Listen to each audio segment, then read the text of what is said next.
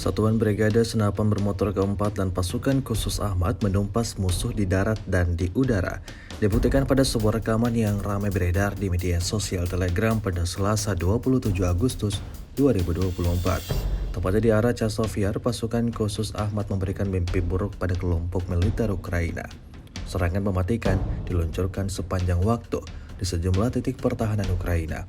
Akibatnya terjadi ledakan brutal berkali-kali di posisi yang berbeda-beda. Insiden ini disebut-sebut merugikan kelompok militer Angkatan Bersenjata Ukraina. Video ini viral dan menuai beragam respon dari warganet.